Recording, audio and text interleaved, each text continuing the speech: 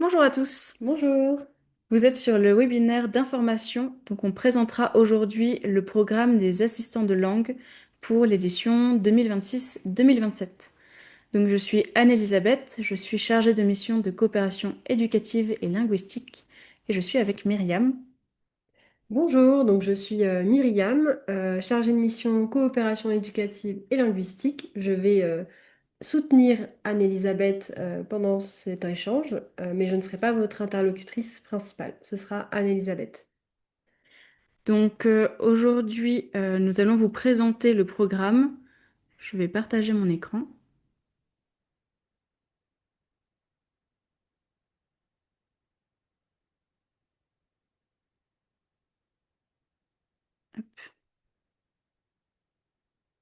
Voilà. Donc pendant cet échange, tout d'abord, on va vous présenter de façon générale ce que c'est le programme. Ensuite, on verra les critères d'éligibilité. On verra ensuite la procédure à suivre, donc quelles sont les étapes pour candidater. On fera un point sur les contacts et les liens utiles et avant de faire les questions-réponses. Donc le programme des assistants de langue, ça consiste en... Alors ça veut dire que vous partez enseigner l'anglais en France pendant 7 mois dans des écoles. Donc, avec ce programme, vous allez pouvoir pratiquer l'anglais avec les élèves, donc dans des classes, avec des professeurs référents. Parmi les activités, vous pourrez participer à la mise en œuvre d'un projet d'échange et éventuellement animer un club de langue. Donc, ce programme d'assistant de langue pour le Kenya, ça représente 170 postes. Donc, c'est en France ou sur les territoires français. Cet assistanat dure 7 mois, donc de octobre 2026 jusqu'à avril 2027. Vous enseignez l'anglais pendant 12 heures chaque semaine. Ça va de la maternelle jusqu'au lycée, donc c'est de 5 à 18 ans. Et ce programme vous permet de développer des compétences professionnelles et également la maîtrise du français. Donc, pour accéder à ce programme, vous devez respecter certaines conditions. Attention, les conditions que je vais lister ne sont pas négociables. Donc, si vous ne répondez pas à ces conditions, votre dossier sera rejeté directement. Donc, première condition, vous devez être kényan. Donc ça veut dire que si vous n'êtes pas de nationalité kenyane, vous ne pouvez pas candidater à ce programme au Kenya. Si vous êtes rwandais, si vous venez du Burundi ou de tout autre pays que le Kenya, il est impossible pour vous de candidater. Vous devez aussi être un locuteur natif de la langue anglaise. Donc vous devez être en mesure de parler anglais comme un natif. Vous devez avoir réalisé toutes vos études en anglais. On y arrivera après. Et ensuite, vous avez une autre condition. C'est une condition d'âge. Vous devez avoir minimum 20 ans et maximum 35 ans. Vous devez avoir minimum 20 ans au début de la prise de poste. Donc si aujourd'hui vous candidatez et que vous avez 18 ans, ce n'est pas possible, vous serez rejeté. Et vous devez avoir 35 ans maximum à la date de prise de poste. Donc, si aujourd'hui vous avez 35 ans, mais que dans 2, 3 ou 6 mois vous aurez 36 ans, c'est pas possible non plus. En plus de ces critères qui sont liés à votre état civil, il y a des critères qui sont liés à vos études. Premièrement, vous devez avoir étudié au Kenya. Vous devez avoir étudié à l'université ou en TVET, donc en formation professionnelle au Kenya. Et vous devez aussi avoir étudié l'école secondaire au Kenya. Ensuite, vous devez aujourd'hui, attention, là c'est très important et ce n'est absolument pas négociable, être étudiant. Donc ça veut dire que vous êtes inscrit dans un établissement supérieur comme une université ou alors une alliance française, ou alors un centre de formation professionnelle, donc un TVET Center. Et en plus d'être étudiant, cette année, quand vous candidatez, vous devez être minimum en deuxième année de parcours de licence. Donc ça veut dire que vous êtes sur votre deuxième année d'études Si vous êtes sur une troisième année, quatrième, cinquième ou plus, ça fonctionne. La troisième partie des critères, ça concerne votre niveau de langue. Vous devez absolument avoir le niveau B1 minimum. Donc le niveau B1, B2, C1 et C2 sont acceptés. Pour certifier votre niveau, euh, vous avez la possibilité de passer le DELF, donc le DELF B1 ou B2 ou le DELF C1. Et sachez que si vous passez le DELF ou le DALF, vous serez prioritaire. D'ailleurs, les 7 étudiants qui auront le meilleur score au DELF ou au DALF pourront obtenir un billet d'avion gratuit pour aller en France et pour revenir de France au Kenya dans le cadre du programme des assistants de langue. Donc, maintenant, si vous respectez tous les critères qui viennent d'être énoncés, vous pouvez lancer votre candidature jusqu'au 15 janvier. Attention, à partir du 15 janvier, plus aucune candidature ne sera reçue et je vous conseille de candidater avant. Donc, pour candidater, vous allez sur une plateforme qui s'appelle la plateforme Adèle. Donc là, on va cliquer dessus pour vous montrer. Donc, c'est une plateforme qui se présente comme ceci. Et là, vous devez renseigner des informations. Attention, quand vous renseignez vos informations, il faut être très attentif à respecter ce qui est indiqué dans votre passeport. Donc, vous devez mettre votre prénom, votre nom de famille, votre date de naissance, votre genre, votre nationalité et vos contacts. Donc vraiment, ce qu'a dit Myriam est très important. Si, il faut absolument que le nom et le prénom soient identiques au passeport. Si ce n'est pas le cas, si vous écrivez quelque chose de différent de votre passeport, votre dossier ne sera pas retenu. Donc faites très attention, vous regardez votre passeport, nom et prénom identiques. Donc ça, c'est pour candidater en ligne. Nous, quand on va recevoir vos candidatures en ligne, on vérifie que vous respectez les critères d'éligibilité. Si vous les respectez, dans ce cas-là, vous serez présélectionné sur dossier. Donc entre janvier et février 2026, vous aurez un entretien avec nous. Cet entretien pourra avoir lieu dans plusieurs villes différentes en fonction du nombre de candidatures. Donc, par exemple, à Nairobi, à Mombasa, en fonction bien sûr des participants. Donc là, vous le saurez au moment venu. Une fois que l'entretien est passé, si vous avez respecté les critères, si vous avez bien présenté votre motivation et que vous êtes retenu, vous allez obtenir une nomination officielle. Donc, ça veut dire que vous serez retenu pour participer au programme en juin 2026. En juin 2026, vous saurez si vous êtes retenu ou pas. Ensuite, en juillet 2026, vous saurez votre lieu d'affectation. Donc ça veut dire que vous saurez dans quelle région de la France vous pourrez assister les professeurs d'anglais dans les collèges et lycées français. Et enfin, en septembre 2026, avant votre départ, nous organisons un séminaire pour vous permettre de vous préparer à votre départ. Vous aurez des conseils, des recommandations et quelques guides pour pouvoir bien partir dans de bonnes conditions. Et votre départ serait alors prévu en septembre 2026. Donc, qui contacter? Vous pouvez contacter Bernard Cloutot, attaché de coopération pour le français, ou moi-même, donc Anne-Elisabeth, chargée de mission éducative et linguistique. Attention, avant de nous solliciter, regardez d'abord si vous pouvez trouver l'information sur les sites. Donc, ça peut être sur le site de France Éducation Internationale ou sur le site des CRKF en ligne. Il y aura sûrement la réponse à votre question sur ces sites-là. Donc vraiment, regardez d'abord ces sites, vous aurez une réponse beaucoup plus rapidement.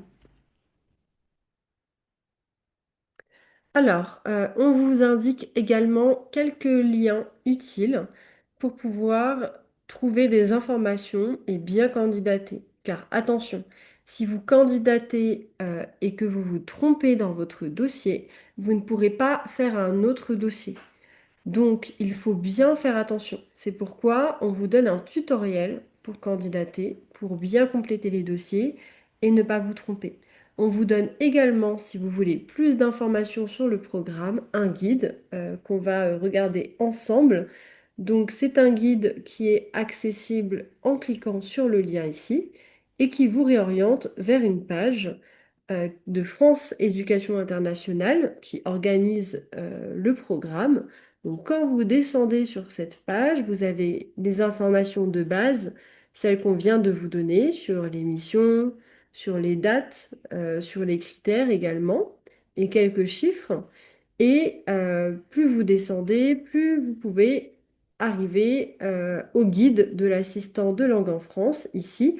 Donc, vous appuyez sur Télécharger.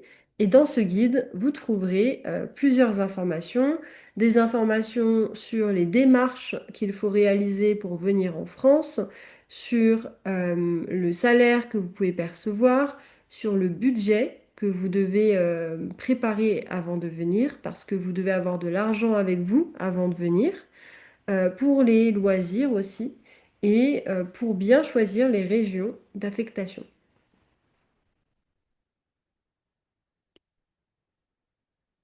Donc là, vous avez eu la majorité des informations. Pour la partie questions-réponses, puisque nous retransmettons ce webinaire, euh, on a, on a choisi quelques questions récurrentes auxquelles, pardon, on va redonner une petite précision. Alors, avant de redonner ces précisions, je rappelle ce qui est extrêmement important. Deux choses très très importantes à retenir, c'est qu'il faut absolument que vous ayez les critères qu'on a énoncés précédemment, d'accord, pour être éligible. Et deuxième notion très très importante, c'est que vous devez absolument renseigner votre nom et votre prénom à l'identique de votre passeport. Si ce n'est pas le cas, encore une fois, votre dossier ne sera pas traité. Donc maintenant, on va voir un petit peu quelques questionnements que vous avez pu avoir et on va y répondre. Alors, on a quelqu'un qui nous dit qu'il n'a pas la nationalité kenyane. Donc, pour cette personne, le programme n'est pas ouvert. Vous ne pouvez pas candidater si vous n'avez pas la nationalité kenyane.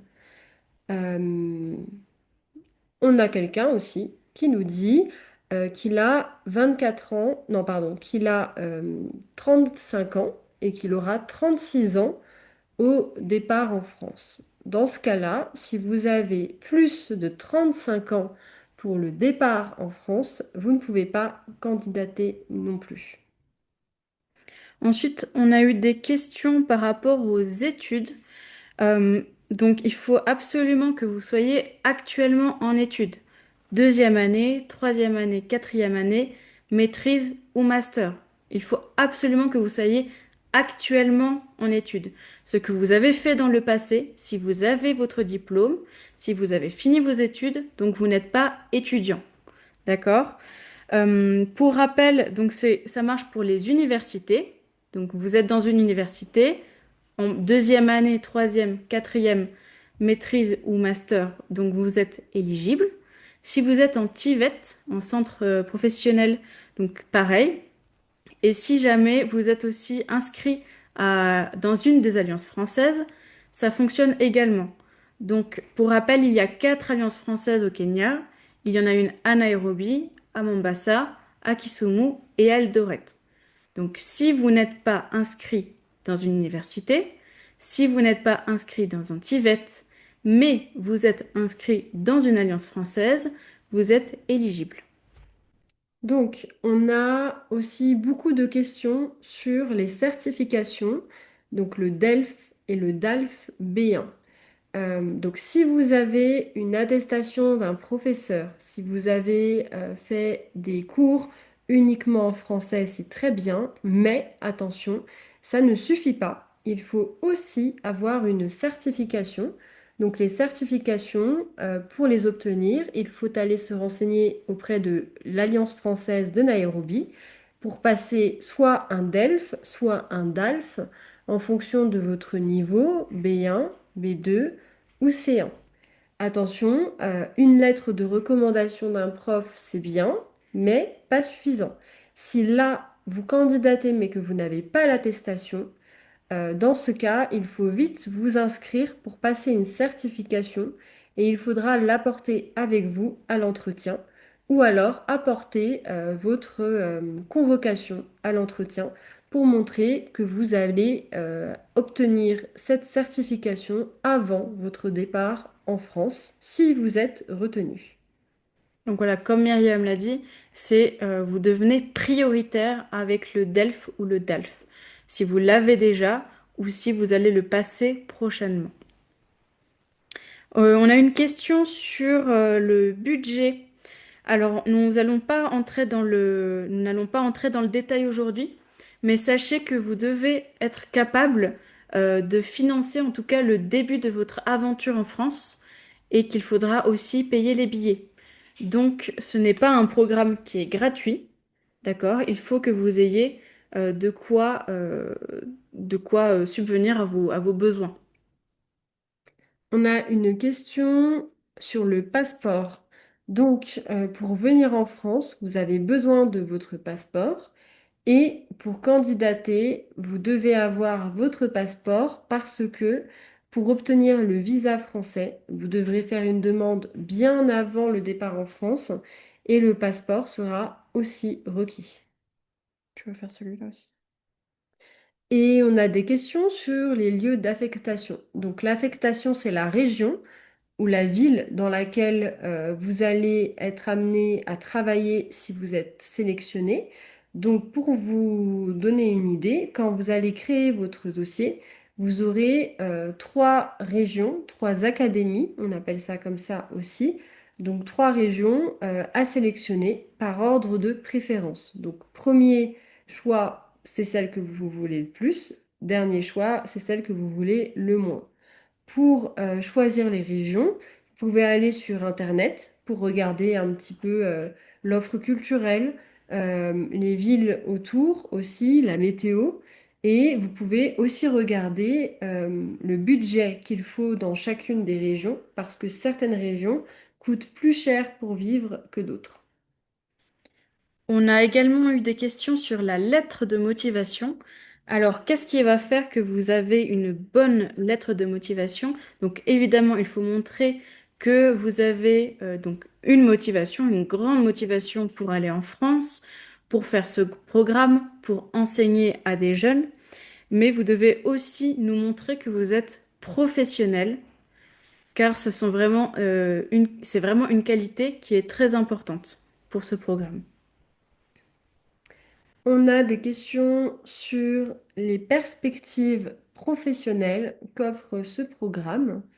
Donc, vous allez obtenir, comme l'a dit Anne-Elisabeth, des compétences, puisque ce sera un vrai travail. Vous allez être en relation avec des jeunes, avec des professeurs. Vous devrez être en mesure de parler correctement, d'accompagner les étudiants aussi. Donc, ce sera très bien valorisé sur votre parcours professionnel au Kenya et en France. Il arrive parfois que certaines personnes soient recrutées sur des postes au Kenya grâce à cette expérience et que vous souhaitiez aller dans le secteur de l'éducation ou plutôt des langues pour toute autre mission, ça reste très valorisant. Et dernière question, c'est sur la potentielle prolongation du programme. Donc, ce programme dure 7 mois. Vous ne pouvez pas prolonger les 7 mois. Par contre, vous pouvez demander à renouveler pour l'année d'après et vous pourrez avoir ce renouvellement si vous avez eu un avis favorable, puisque votre enseignant référent va mettre un commentaire par rapport à votre expérience. Donc, essayez de vous investir personnellement, d'être très professionnel, de montrer votre enthousiasme quand vous serez là-bas. Et comme ça, vous pouvez espérer être renouvelé. Donc voilà, c'est tout pour cette présentation. Je pense qu'on a répondu à une grande partie des questions que vous avez. Donc là, on a parlé des questions qui reviennent le plus souvent. Est-ce que tu as quelque chose à ajouter?